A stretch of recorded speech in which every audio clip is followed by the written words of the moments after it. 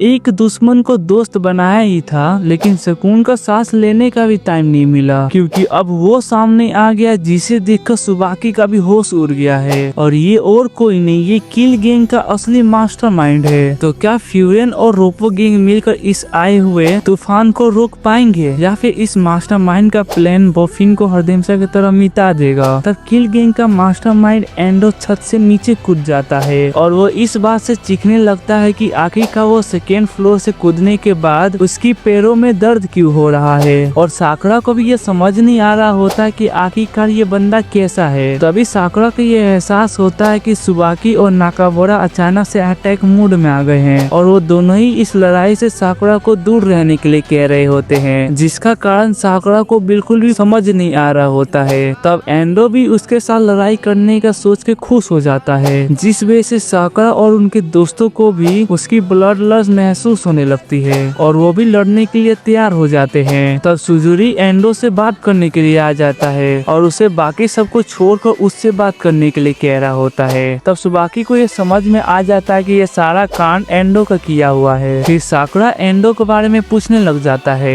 क्योंकि सुबाकी और नाकाबोरा के अलावा उसे और कोई नहीं पहचान पा रहा होता है। तो सुबाकी उसे बताता है कि वो फ्यूरन का बहुत ही ज्यादा पुराना स्टूडेंट है, जो कि उसी के क्लास में था। तब हम देखते हैं कि एंडो का नाम सुनकर सुबाकी भी बहुत ही ज्यादा डरने लग जाता है। वो साकुरा को बताता है कि ये एक लेजेंड है, जिसे सुन के एंडो बहुत ज्यादा खुश हो जाता है। फिर हम देखते हैं कि ये बात सुनकर साकुरा को बहुत ही ज्यादा गुस्सा आ जाता है। वो उसे बताते हुए कहता है कि दूसरे को किडनैप करने वाले लोग कूड़ा होते हैं। ये बात सुन के सभी लोग खुश हो जाते हैं। फिर हम देखते हैं कि एंडो किल का जिक्र करता है, क्योंकि वो साकुरा को किल की तरफ से मारते हुए देखा होता है और वो उस लड़ाई को देखकर साकुरा को बताता है कि उसके लिए फ्यूरन में कोई भी जगह नहीं है और उसे फ्यूरन को छोड़ देना चाहिए। तब ये सुन के नीरे को बहुत ही ज्यादा गुस्सा आ जाता है। वो डरते हुए इस बात को लेकर मना करने लग जाता है। तब नाकाबोरा और सुबाकी भी एंडो पे हमला कर देते हैं और उसको अपनी बात को वापस लेने के लिए कहते हैं। तब नाकाबोरा एंडो को बताता है कि साकुरा के अलावा फ्यूरन के लायक और कोई नहीं हो सकता। तो हम देखते हैं कि सुहो भी एंडो पे हमला करना स्टार्ट कर देता है, लेकिन हम देखते हैं कि सुबाकी और नाकाबोरा का हमला एंडो को बिल्कुल भी टच भी नहीं कर पा रहा होता है। फिर हम देखते हैं कि साकुरा भी उस लड़ाई में कूद पड़ता है। वो एक लात एंडो को मारता है, जिसके कारण एंडो थोड़ा पीछे चला जाता है। फिर हम देखते हैं कि एंडो सबको समझाता है कि वो साकुरा का बेइज्जती नहीं करना चाह रहा था, बल्कि वो तो उसकी तारीफ कर रहा था, क्योंकि वो फ्यूरिन में रह के अपनी टैलेंट को वेस्ट करा है। क्योंकि साकुरा को बिल्कुल अकेला होना चाहिए था, जिसके कारण अपने ताकत को और भी ज्यादा इंक्रीज कर सकता था। फिर साकुरा एंडो को अपनी बकवास बंद करने के लिए कहता है और उसे बताता है कि लोग वही चूज करते हैं जहां से वो बिलोंग करते हैं। और ये सुनते ही एंडो को एक पर्सन याद आने लग जाता है, जिसके कारण वो खुश हो जाता है और सभी से लड़ाई करने के लिए स्टार्ट हो जाता है। तो तभी हम देखते हैं कि बीच में सुजुरी आ जाता है, जो लड़ाई करने के लिए मना कर रहा होता है और वो उसे समझाता है कि एंडो उससे मिलने के लिए आया है, तो इसीलिए उन सबको इसके बीच नहीं लाना चाहिए। फिर सुजुरी अपनी गलती के लिए एंडो से माफी मांगने लग जाता है, क्योंकि वो बाकी सभी को और भी ज्यादा परेशान नहीं करना चाहता।